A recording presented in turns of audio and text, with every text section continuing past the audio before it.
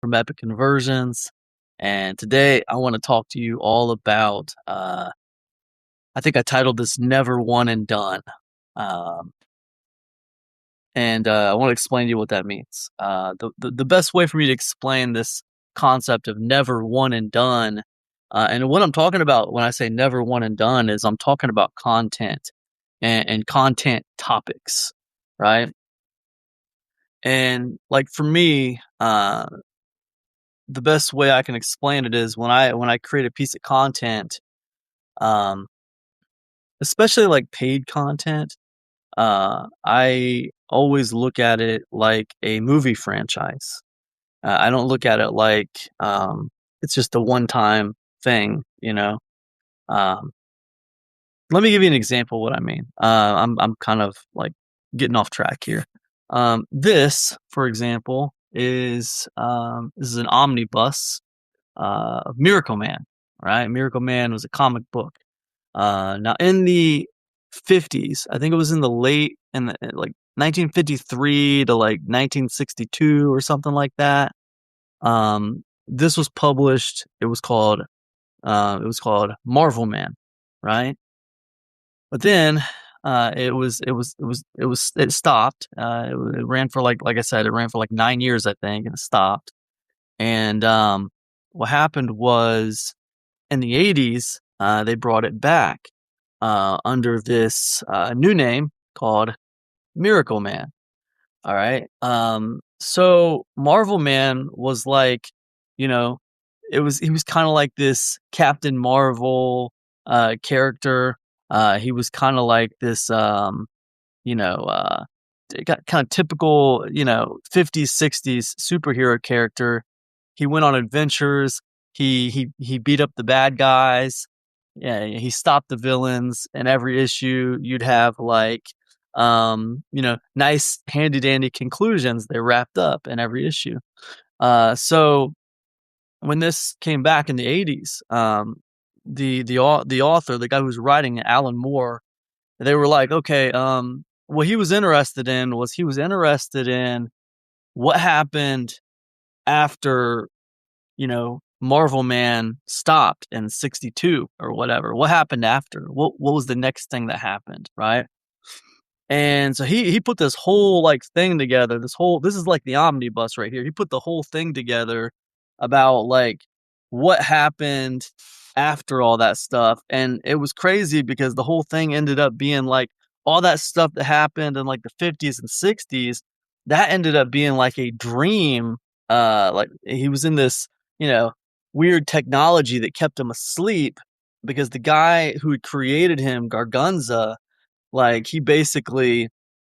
had him he basically had him asleep because he was afraid to wake him up because he was too powerful. So he kept him in this weird kind of like Matrix fantasy land for all those years. And all those comics from like the 50s and early 60s was actually in this weird, Matrix like place, which is crazy. It's crazy. But, in doing so, this right here answered the question of what happens next. Oh, and also all that stuff you read about back in the 50s and 60s, here's what was really happening that you didn't see, right? So what did this do? It added to the conversation of this character, right? It added to the conversation.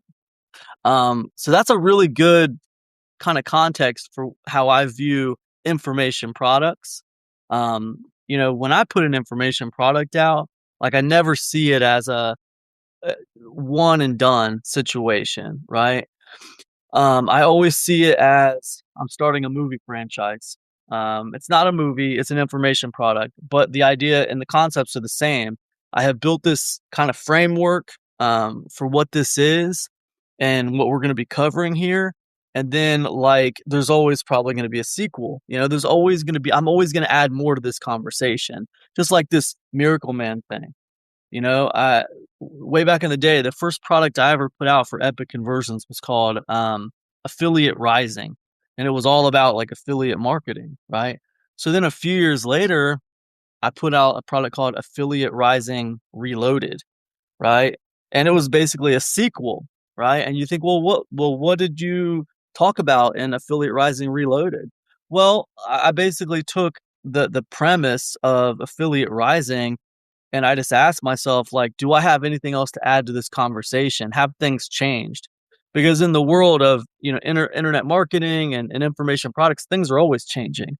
So of course, a couple years later, I have new things to add to that conversation, right? The first product that I ever put out about membership courses and membership clubs was called Membership Dons, right? And so I put that out like right when I was launching my third membership club. And it was all about like what I knew about membership clubs up until that point. So it really detailed like how I ran my first two membership clubs, and how I had planned on running my third membership club. That's what it had detailed. Like, and it was called Membership Dons.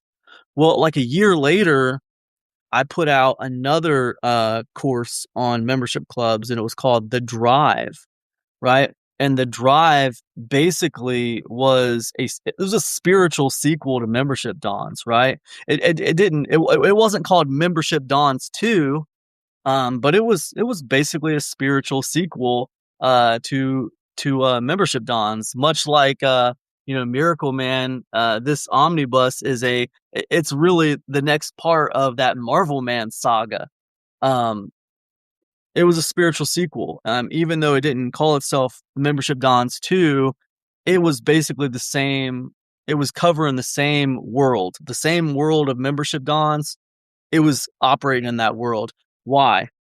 Because I had more to say. I had been running my Insiders Club for about a year at that point. Well, I had learned new things. I had learned new ways to deal with, membership clubs, new ways to get members in there, new ways to approach content, new ways to handle like kind of like the logistics of running continuity. I had learned new things, and things had moved on in the world. So I had new things to say about, membership clubs. So that's where, The Drive came from. And then, maybe a couple years after that, I came back and I put out one called the Easy 23. And the Easy 23 was basically 23 different styles of membership clubs that you could start very, very easily. And why did the Easy 23 happen? Why did I come back a couple years later and do another thing about membership clubs? Because I had more to say about membership clubs. By the time I put out the Easy 23, I had figured out how to run a membership club where I didn't have to do any work. I didn't have to do any work. I had realized this profound, for me, it was profound, this profound concept that like a membership club, any kind of continuity that you want to run, it's not about, it's not about content. It's not about, fancy special software that you can provide, SaaS, anything like that. It's not about that, man. It is 100% about benefit. And if you can provide a benefit that people really want, and it's a benefit that you don't have to work very hard for, then guess what? You're going to have a membership club where you don't have to work very hard, and you're going to have members because people want it. And I kind of figured out, and this is something I learned from credit card companies. It's not something I like made up. I figured this out from learning from other businesses. But I kind of figured out that, it's what is most important. Like, so a credit card company, like they leverage their one product, which is, a line of credit. They leverage it for like multiple income streams. Like, I think it's like 9 income streams they leverage it for. Well, I mean, I looked at that like, okay, well, how could they're leveraging one product to get multiple income streams. Well, could I leverage things in my business? Like, that's how I looked at it. And what I kind of came up with was this idea of, leveraging work that I was already doing to create more income streams. Right. And that was really, really useful to me.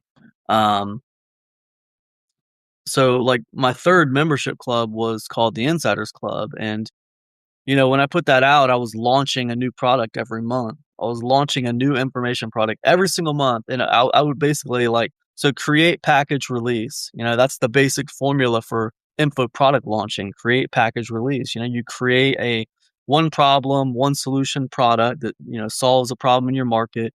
Um, you package with automated sales material. You release by sending targeted traffic to the sales page. So create, package, release. Now the devil's in the details. I mean, that's like a very simplified way of talking about product launching. I mean, there's a lot of details you could get into with product launching, but um, that is a very simple way to look at it. Create, package, release. Well, I was doing that every month. And I thought, well, hey, I want to start another membership club, but I don't want to have all the extra work associated with membership clubs because I'm doing a product every single month and I don't got time to create a bunch of extra content for a membership club too. So what I did was I just kind of leveraged work I was already doing and I created a discount club. So why not just, okay, I'm packaging, I'm releasing every month. Why don't I offer a discount club in the funnel of these product releases? So now they can join my discount club, and what'll happen is they'll get every one of my product releases because I'm publishing them every month, but they won't miss any of them. Okay, and also they'll get them early because I'll drop them in the club before I drop them to the public, and they'll get them cheaper because I'll launch them at like $15 and I'll give them to these guys at $10.80 a month. So it's a win for them. It's a win for me because I extend the life of my customer. Um, and but like the point is I was leveraging work I was already doing. I don't have to do any extra work for that.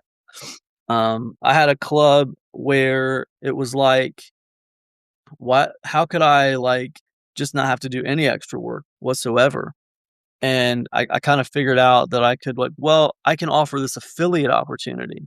You know, I offer my affiliates like back then I was offering my affiliates like I think 75% on the front end and then 50% through the funnel.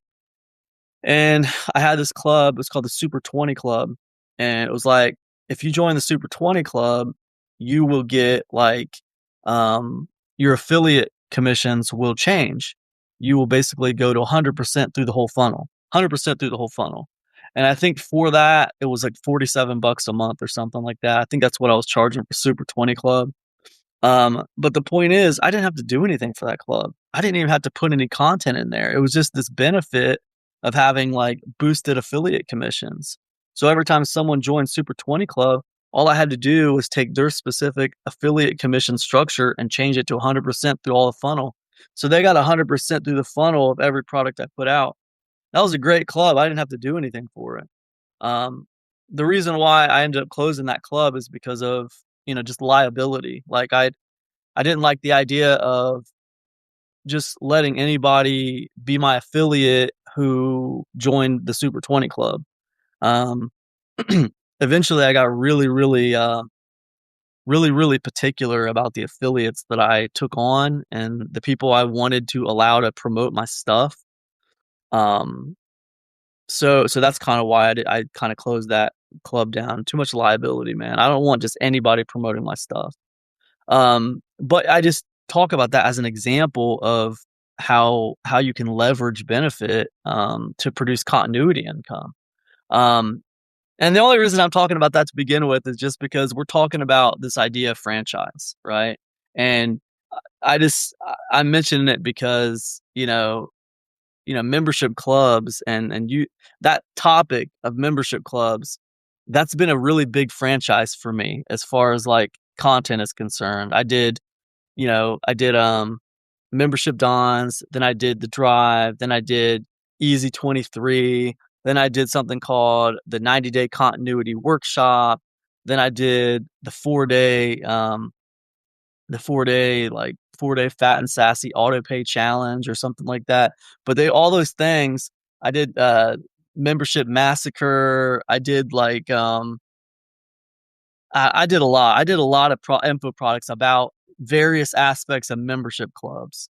Um, and I consider all that part of the same franchise, right? It's all part of the same world of that particular topic.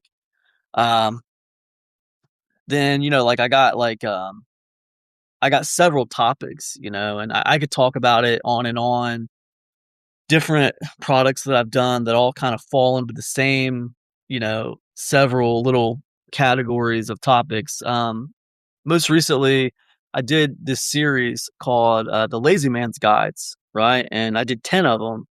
And they were all basically okay. So, like for the Lazy Man's Guide, it was like the theme of this franchise was okay, I want to talk about the various aspects of stuff that I do in my business that makes me money, like one piece at a time, right? So like the first Lazy Man's Guide that I put out was called The Lazy Man's Guide to Marketing Graphics.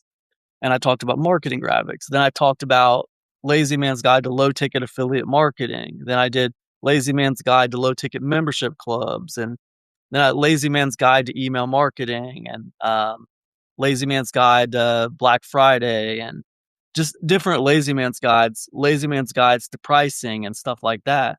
And but they were all themed around the same concept. Let me just take the aspects of what I do to make money and keep my business sustainable, and let me produce this evergreen kind of guide for it. And my idea, like my goal was to have 52 Lazy Man's Guides. Like they weren't all going to be Lazy Man's Guides, but my goal was I had this kind of framework called the Solid 52, and maybe we'll talk about that in another live stream. But I had this goal because I got sick of like not having good stuff to promote, man. I want to always have things to promote, and you know, it was just inconsistent with things to promote out there for me. Like I didn't see any good stuff to promote, and I had some things on the market personally, but I got kind of tired of promoting the same stuff.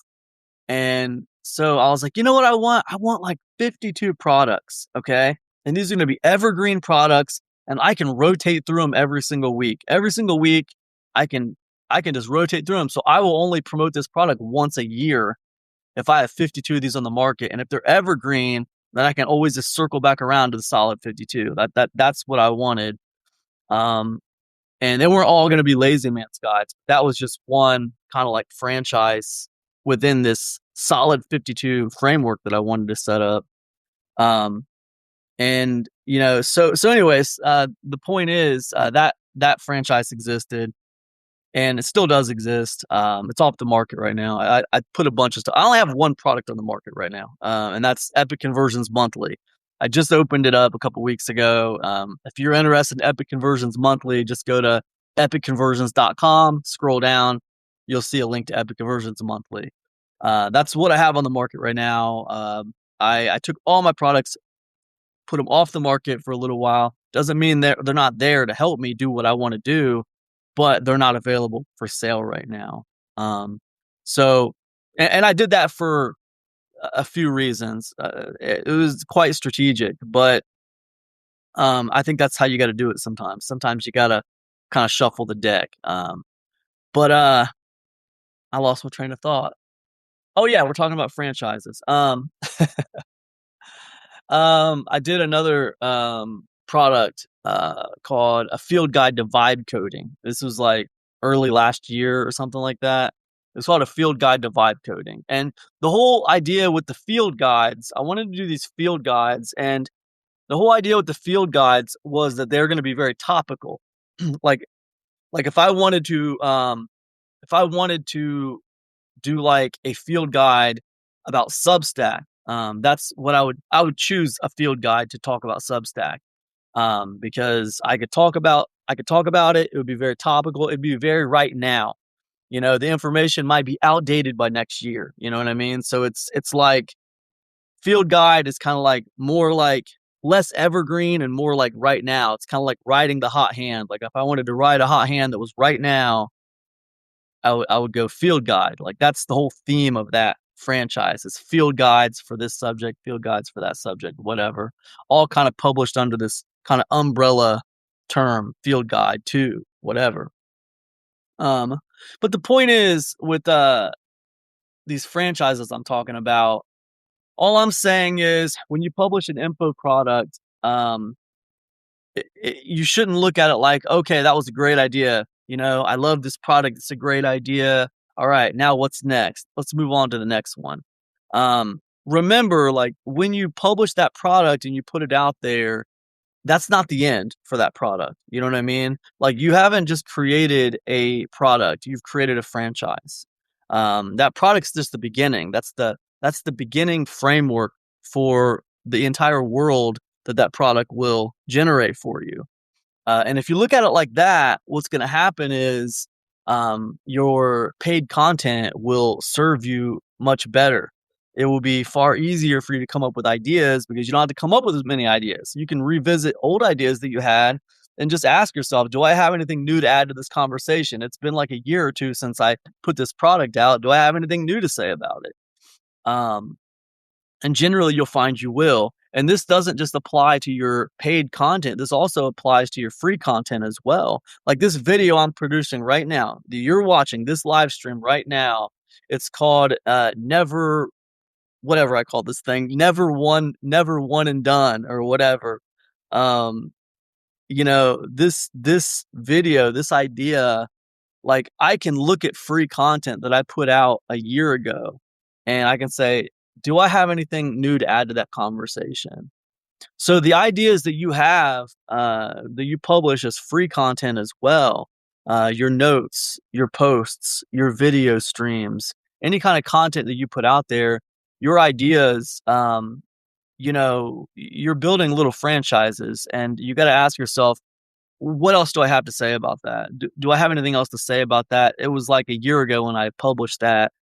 What's new? What's new surrounding that topic? Do I have anything new to add to the conversation? Because chances are you probably will. If a year's gone by, you're probably going to have something new to say about that particular subject. And you can put another piece of content out about that. And you don't have to name it like part two or anything like that. You can give it a different name. But you'll know, that it will essentially be part of the same franchise from that last piece of content that you created like a year ago. And that's part of the same conversation of the piece of content you created 3 years ago. And now you got all these pieces of content that really they all surround the same kind of topic. And, they build a case for you. It's like, to me, I'm a movie guy. So to me, like the best way that I can kind of like describe it is, you're adding to the conversation of the world of that movie. Like you look at like John Wick, man. There was four of those suckers, four of those John Wick movies, and each one got a little more popular than the last. Got an alarm telling me it's time to take my multivitamin. Each one got a little more popular than the last. The Terminator movies, not all of those are very good. I mean, let's be honest, some of those aren't very good, but the first two are pretty darn good. First two are pretty darn good. And Rambo, look at all those Rambo movies. All of them build upon what's already happened. They add to the conversation of the world of Rambo. Say the same thing for Rocky, man. There's a bunch of Rocky movies. Then they put out those Creed movies. All of it just builds upon that existing framework, that existing world that the first one started. And if you view your content like this, paid content and free content, if you view your content like this, it makes your life a lot easier. Okay. It makes your life a lot easier when it comes to just creating content, when it comes to having something to talk about. Sometimes there's this pressure like associated with, producing paid content and free content. And it's like this pressure to kind of like top yourself or outdo what you did before, or like keep it at the same level of awesomeness or whatever. Oh, I put out this viral piece of content. What's my next viral piece of content going to be? Or, oh man, I launched that info product that sold 1,000 units. It sold 2,000 units. What's the next info product I'm going to put out going to be, I got to hit another home run, and, that's a lot of pressure, man. And a lot of pressure gets put on yourself. It's like a mind game, and what I'm telling you is like, there's things you can do to kind of like, just X that mind game out, man. Cause that mind game doesn't help you. Trying to like outdo what you just did is not a good way to approach information products. It's not a good way to approach online marketing or digital publishing. Like, you're not trying to compete with what you just did, all right? What you're trying to do is you're trying to build upon what you already did. And that's what I would tell you. Like, you're building upon what you've done. You're not trying to compete with what you've done. So and again, that's a healthy way to look at it. You know, you're not trying to compete with the other guy down the road. You're trying to build upon what you've already done and what you know to be true, and how can your experiences help other people, right? So anyways, just thought I'd share that with you. Just kind of tying in one of my hobbies, reading comic books here. I enjoy reading I enjoy reading these comic books. I'm kind of having a renaissance with the comic books. I used to read them a lot when I was a kid, and for many years I got away from them and kind of didn't deal with them at all. And then now I'm kind of coming back to them. Here I am in my late 40s, and I'm coming back to comic books. One of my great loves as a kid. So, anyways, hope you're doing amazing out there on this fine Monday afternoon. Take care of yourselves, and if you like this video, share it with someone you think will like it, or give me a like, drop me a comment, let me know you're live out there. If you have any questions or you'd like to see me talk about something, drop in the comment section and let me know. Maybe I'll do it in a future video. So that's all I got. See you guys tomorrow. Peace now.